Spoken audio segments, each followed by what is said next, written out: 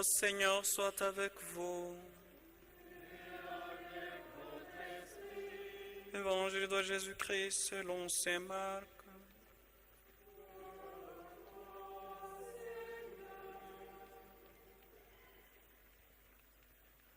Parlant à la foule en parabole, Jésus disait: l'année du règne de Dieu, comme d'un homme qui jette le grain dans son champ, nuit et jour, qu'il dorme ou qu'il se lève, la semence germe et grandit, on ne sait comment. D'elle-même, la terre produit d'abord l'herbe, puis l'épi enfant du blé plein d'épis. Dès que le grain le permet, on y met la faucille, car c'est le temps de la moisson. Jésus dit encore: à quoi pouvons-nous comparer le règne de Dieu? Par quelle parabole allons-nous le représenter? Il est comme une graine de moutarde. Quand on la sème en terre, elle est la plus petite de toutes les semences du monde. Mais quand on l'a sémée, elle grandit et dépasse toutes les plantes potagères. Elle étend de longues branches, si bien que les oiseaux du ciel peuvent faire leur nid à son ombre. Par de nombreuses paraboles semblables, Jésus leur annonçait la parole, dans la mesure où ils étaient capables de la comprendre. Il ne leur disait rien sans employer des paraboles, mais en particulier, il expliquait tout à ses disciples. Acclamons la parole de Dieu.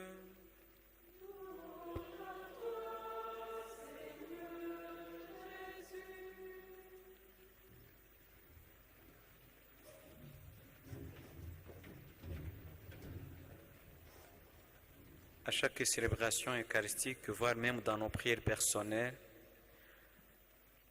nous prions pour que advienne le règne de Dieu, que la volonté de Dieu se fasse. Disons: notre Père qui es aux cieux. Demandons que ton règne vienne, que ta volonté soit faite.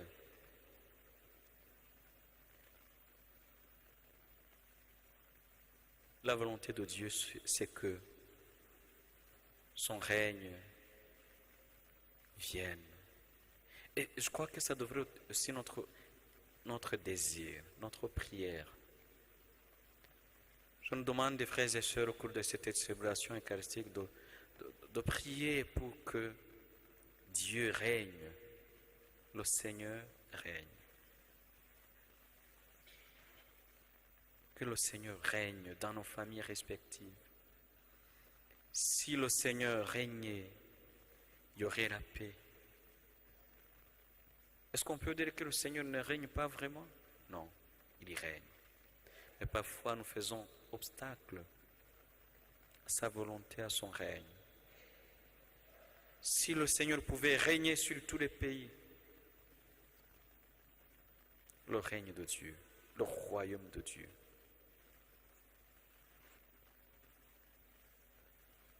Nous sommes autour des années 30, entre 30 et 33. Jésus est en train de prêcher et ses contemporains semblent ne pas le comprendre. Peut-être parmi eux, il y a ceux qui s'est moqué de lui disant: mais tu parlais du règne de Dieu, où est ce règne, où est ce royaume?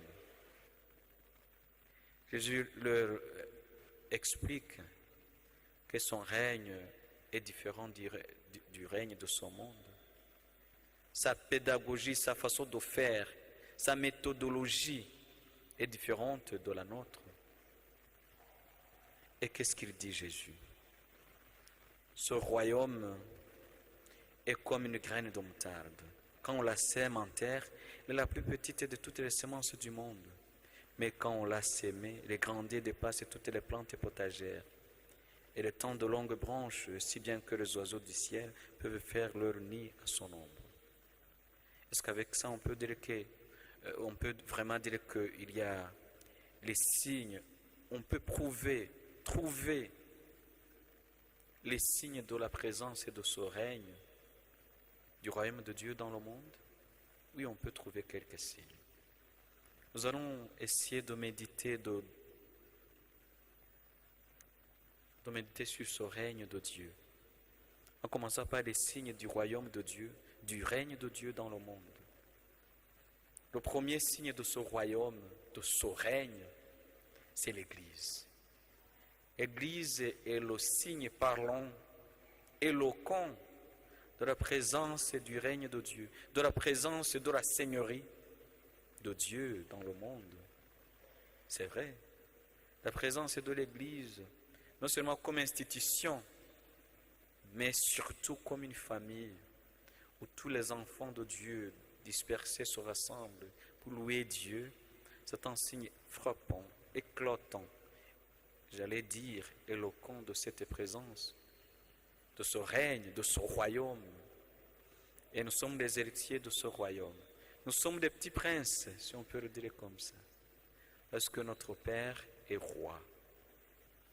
Par ce fait même, nous devenons des princes, les héritiers même du royaume, comme dit les Écritures.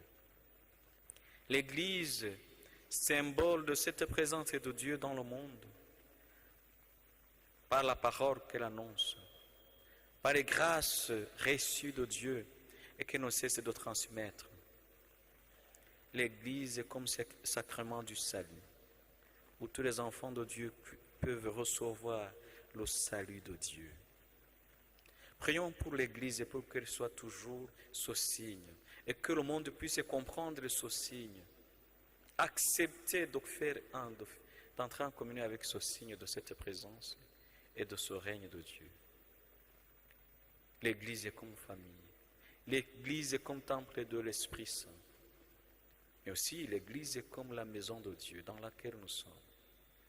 Là, nous voyons une Église avec la croix au-dessus. Ah oui, qu'on le veuille ou pas, on pense à Dieu. Voilà, là je peux entrer me recueillir, rencontrer le Seigneur. Prier.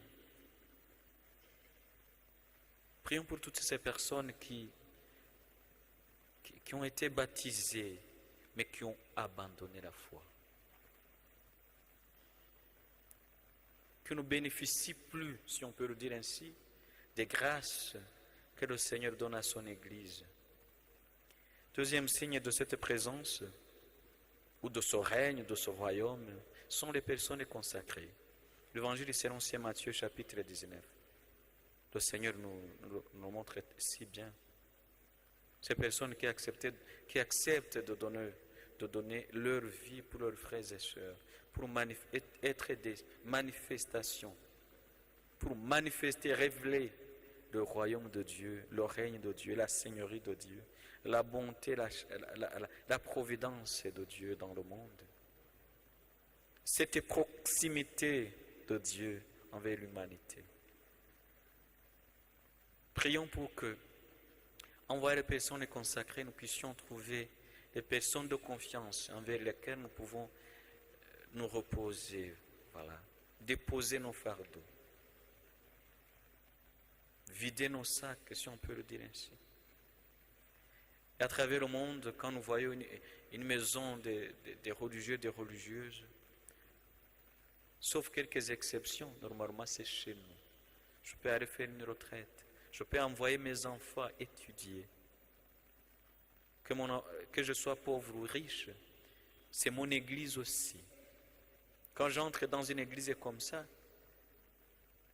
cette belle église, cette grande église, que je sois pauvre ou riche, et c'est chez moi. Mon enfant peut étudier là-bas, dans tel corps de frères et sœurs, de frères ou des sœurs, parce que c'est chez moi.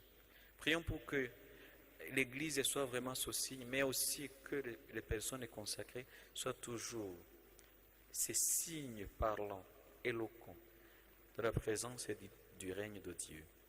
Prions pour qu'il y ait toujours des personnes qui acceptent de donner leur vie pour manifester ce royaume de Dieu dans le monde. Ce n'est pas seulement les personnes consacrées, ici je vais parler de prêtres, religieux, religieuses, mais aussi, troisième signe, ces chrétiens engagés dans le monde, qui acceptent de vivre pour le Christ et avec le Christ, qui ne cessent de mettre en pratique, d'honorer leurs engagements baptismaux, qui essaient d'être fidèles à leurs engagements. Ces personnes sont aussi les signes du royaume de Dieu dans le monde. Elles sont nombreuses dans tous les domaines de la vie, dans la politique, dans le secteur privé, dans l'éducation, dans la santé. Elles sont nombreuses ces personnes qui manifestent que Dieu aime les hommes. Tu es invité à être parmi ces personnes. Si tu es déjà parmi ces personnes, gloire à Dieu, continue, tu fais bien. Et notre vocation dans le monde, comme laïcs, comme chrétiens, c'est de manifester, c'est de faire en sorte qu'advienne le royaume et le règne de Dieu. Il ne faut pas que nous oublions cela. C'est notre appel. Sans oublier que nous sommes tous appelés à la sainteté. Et n'oublions pas, frères et sœurs, l'évangile selon Saint Jean l'évangile selon Saint Matthieu chapitre 28. Qu'est-ce que Jésus dit? Verset 19 au 20e verset. Allez dans le monde entier, enseignez. Ça n'a pas été dit seulement aux prêtres, aux religieux, religieuses, c'est à tous les baptisés. Faites du monde entier des disciples et baptisés maintenant. Alors, ça devient notre grâce. Baptisez-les au nom du Père et du Fils et du Saint-Esprit. Et quand nous prions pour que le royaume de Dieu, le règne de Dieu arrive, advienne, c'est pour que tout le monde, toutes les personnes puissent rencontrer le Seigneur. Nous sommes face à un défi. Il semble que les chrétiens catholiques dans le monde n'arrivent même pas à... les chrétiens on peut dire qu'ils sont nombreux, mais avec à peu près 8 milliards, ceux qui reçoivent la communion, les personnes qui ont la chance de recevoir les sacrements, la communion, le sacrement de réconciliation, n'atteignent même pas 2 milliards. Alors, ce qui veut dire qu'il y a des personnes qui ne connaissent pas encore Jésus. Ce qui veut dire qu'il y a des personnes qui ne reçoivent pas encore les sacrements, qui ne sont pas en communion, ni avec Dieu, mais aussi ni avec Dieu, ni avec l'Église. Alors c'est à moi, c'est à toi, c'est à nous d'évangéliser ces personnes. L'annonce explicite de la parole de Dieu. Il ne faut pas avoir peur, il ne faut pas avoir honte de proclamer que Jésus est vivant, que Jésus est bon. Alors on peut essayer avec nos enfants, avec nos coéquipiers, avec nos amis au travail. On peut essayer, bien sûr, pas n'importe comment, avec un discernement qu'il faut. Quatrième signe de ce règne, du règne de Dieu dans le monde, c'est la mission évangélisatrice de l'Église. Cette annonce de la parole de Dieu dont je parlais tout à l'heure, que nous sommes appelés à perpétuer, si on peut le dire comme ça. Cinquième signe, les œuvres socio-caritatives en rapport avec l'Évangile. Il y a des œuvres socio-caritatives qui n'ont rien à voir avec l'Évangile, bien sûr, mais tout ce que nous pouvons faire de bien, que nous soyons croyants ou pas, vient de Dieu. Parce que dans chaque personne, tout homme a été créé à l'image de Dieu, qu'il soit croyant ou pas. Alors, il y a ce que les pères de l'Église appellent les semences du verbe, semina verbe. C'est-à-dire qu'au fond de moi, au fond de chaque personne humaine, il y a quelque chose de bien, quelques dispositions pour faire le bien, quelques dispositions naturelles et innées pour recevoir le Christ et faire le bien. Alors, ces œuvres de charité, de bienveillance, de bienfaisance, manifestent justement que Dieu aime les hommes et Dieu gouverne. Ah, ça, c'est notre signe, la providence est divine. Dieu qui gouverne sur le monde, qui gouverne sur toute la création, qui gère les événements. C'est Dieu seul qui sait ce qui sera demain. On peut utiliser les sciences, mais qui donne cette science aussi, c'est le Seigneur, non, qui peut dire aux hommes ou aider les hommes à comprendre la nature, le cosmos, l'univers. Alors Dieu qui gouverne sur les événements. Dieu qui est capable de sortir même du mal en plus grand bien.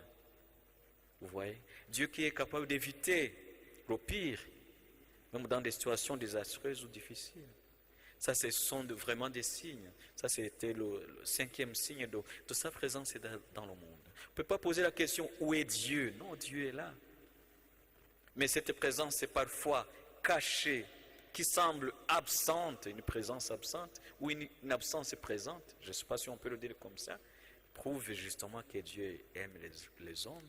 Il est au milieu de nous, il est avec nous, il veille sur nous. Dans toutes situations, dans chaque situation. Dieu n'est jamais absent. Il est toujours présent à nos côtés. Quand nous sommes malades, quand nous sommes faibles, quand nous sommes désespérés, il est là avec nous. C'est Jésus qui gouverne même. Même quand nous pensons qu'il n'y a personne pour venir à notre aide, c'est Jésus qui vient. Parfois on ne le voit pas. Nous envoie des anges gardiens. Chaque personne humaine a son ange. A son ange gardien. Signe de sa providence. Signe de la providence de Dieu. Même un enfant, même un fœtus, l'enfant qui vient d'être conçu à cette minute même, à la minute, à son ange gardien. Signe de son gouvernement divin. Signe de sa présence. Signe de son règne. Alors, quand nous allons tout à l'heure dire la prière de notre Père, réjouissons-nous d'avoir un Père comme ça qui est aimant, n'est-ce pas? Et prions pour que son règne advienne même dans notre quotidien, pour que nous puissions sentir les effets de sa présence. Parfois, il est là, présent, mais nous, we don't enjoy. Nous ne nous réjouissons pas de cette présence, parfois cachée, mais efficace, n'est-ce pas, mes chers frères et sœurs? 6e signe de l'amour de Dieu et de sa présence dans le monde, les enseignements de Jésus et sa parole qui se propage dans le monde. 7e signe, les objets de piété. Les objets de piété. Il y a même ceux qui utilisent ces objets parfois en voulant profaner ou quoi, mais quand tu vois la croix, que tu le veux ou pas, tu penses à Jésus. Quand tu vois la statue de la Vierge Marie, que tu sois croyant ou pas, tu penses à Marie. Et Marie, c'est la mère de Dieu. C'est la mère de Dieu. Pas seulement les objets de piété, mais aussi les gestes de piété. Et surtout ça, les gestes de piété qui s'opposent. Les efforts que les chrétiens, les efforts que les hommes fournissent pour approcher le Seigneur, pour s'approcher de Dieu. Alors on peut vraiment lister, sans que la liste ne soit exhaustive, plusieurs signes de la présence ou du règne de Dieu dans le monde. Même s'il y a ces signes, parfois nous ne savons pas les voir, les lire, les comprendre, les interpréter. Alors ça nous revient. La tâche est la nôtre, pour que par la foi nous puissions bénéficier des effets de la grâce de Dieu et de faire en sorte que son royaume arrive. Alors que pouvons-nous faire alors pour que ce règne grandisse? On ne peut pas dire, oh c'est bon, c'est bon, c'est bon, mais non. Écoutez, il y a beaucoup de personnes qui ne croient pas, bien qui traversent des moments d'incrédulité notoire ou totale. Il y a ceux qui vivent dans le doute. Il y a ceux qui sont dans l'athéisme, dans l'idolâtrie. Alors, que pouvons-nous faire pour que grandisse le royaume de Dieu, le règne de Dieu, pour que même ces personnes qui ne connaissent pas Dieu puissent le connaître, l'aimer, le servir? Alors la première chose, osons évangéliser. Osons parler de Dieu. Deuxième chose, essayons, fournissons l'effort d'être des témoins de son amour, de sa parole, à travers notre vie, à travers nos actes, nos témoignages de vie. Troisième chose que nous pouvons essayer de faire, la prière. Prions, chers frères et sœurs, pour que advienne, pour que soit connu ce royaume. Et qu'il y ait beaucoup de personnes qui aspirent à entrer dans le royaume de Dieu. Beaucoup de personnes qui ne sont pas encore baptisées. Il y a des parents qui ne veulent pas faire baptiser leurs enfants. Vraiment donc j'allais dire que c'est une privation grave. C'est quelque chose de gratuit, de si bon. Alors je ne veux pas que mon enfant puisse entrer dans le royaume de Dieu. J'allais dire que je ne veux pas dire que c'est l'échec, mais c'est quelque chose de semblable. Et ce n'est pas loin de là. Quatrième chose à faire, la fidélité à nos engagements. Il y a un lien avec le témoignage, bien sûr, mais essayons de demander la grâce et d'être fidèles. Je suis baptisé, la fidélité à mes engagements baptismaux. Ça sera quelque chose de très fondamental parce que même quelqu'un qui n'est pas baptisé dira, ah voilà, cette personne qui essaie d'être prêtre, prophète et roi dans son milieu de vie, en essayant d'éviter le péché et en essayant de propager la parole de Dieu. Je suis marié, alors la grâce, demandons la grâce d'être fidèle. Même sur ce sacrement de mariage, je suis prêtre, la fidélité. Plus nous devenons fidèles, plus nous témoignons et beaucoup de personnes vont vraiment connaître Dieu à travers nos actes, à travers notre vie. Que pouvons-nous faire encore? Restons attachés à l'Église et gardons notre communion avec l'Église intacte et intense. Parce que Jésus est l'époux de l'Église, Jésus, la tête du corps mystique que l'Église, ne nous abandonnera jamais si nous sommes attachés, nous sommes en communion avec l'Église. Soutenons l'Église dans sa mission, dans la mission qu'elle a reçue du Seigneur, d'évangéliser, d'être signe de la présence de Dieu, d'être signe de la présence de Jésus. Nous écoutons cette parole, nous méditons sur cette parabole par rapport au règne de Dieu, pendant que nous sommes entrés nous sommes déjà dans le temps jubilaire, 2025 ans de notre rédemption, de l'incarnation de Jésus, mais aussi 125 ans de l'évangélisation de notre pays. C'est un temps, le temps de ce jubilé, c'est un temps d'action de grâce pour la présence et du règne de Dieu dans le monde, mais aussi dans notre pays. Nous avons reçu des missionnaires, nous avons reçu la parole de Dieu des missionnaires, et c'est à nous de faire en sorte que cette émission de Jésus, cette émission que Jésus a confiée à son Église, puisse se perpétuer. C'est un temps de demander pardon au Seigneur pour les infidélités aussi, les faiblesses que nous avons eues ou connues, qui ont été l'obstacle à cette visibilité du royaume, du règne de Dieu. Peut-être j'ai été infidèle. C'est le moment de demander pardon. Ce temps du jubilé, c'est un temps de la miséricorde. Le Seigneur veut nous pardonner, mais aussi pour que nous puissions recommencer. Troisième chose, par rapport à ce jubilé au règne de Dieu, c'est un temps de renouveau et du nouveau départ. J'accepte de repartir avec la grâce de Dieu. La première lecture nous a parlé de la situation dramatique désastreuse d'Israël. Nous sommes au 6e, 7e siècle avant Jésus-Christ. Le prophète Ézéchiel, avec beaucoup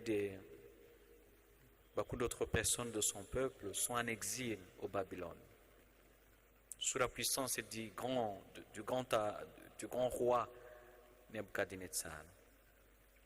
Et qu'est-ce que le prophète annonce? Et l'espérance. Qu'est-ce qui a été dit?